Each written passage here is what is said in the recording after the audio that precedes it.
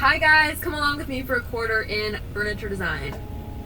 Our first project for Mat Tech 2 was cutting the classic dovetail joinery.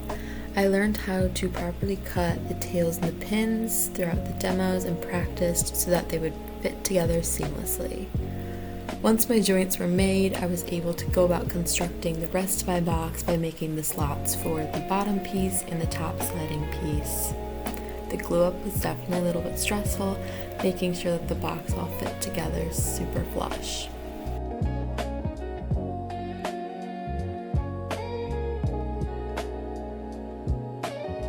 Once the glue dried, I was able to sand and finish all of my boxes.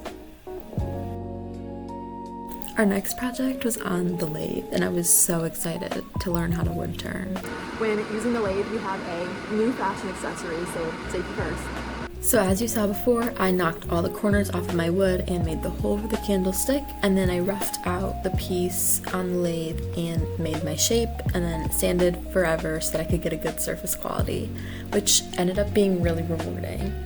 And then I just added a clear finish to celebrate the beauty of the wood.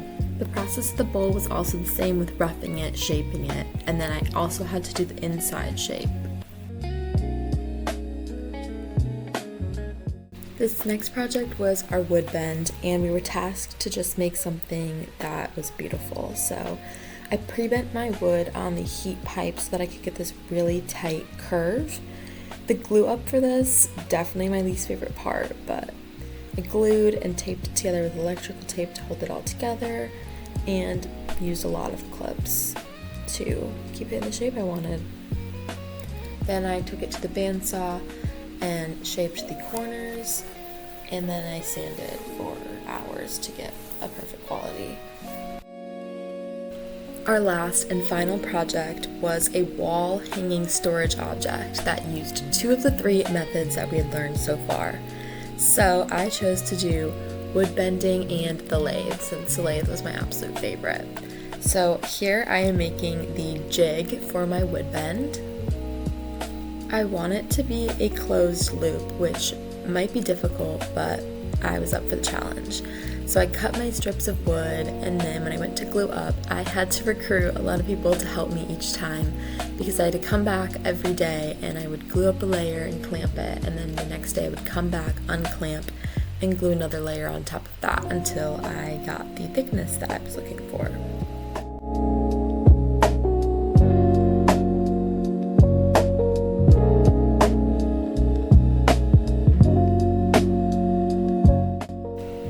This was probably the scariest part of the whole class, was cutting my piece in half off the wood bend. I was quite literally terrified. Look at that face of concentration.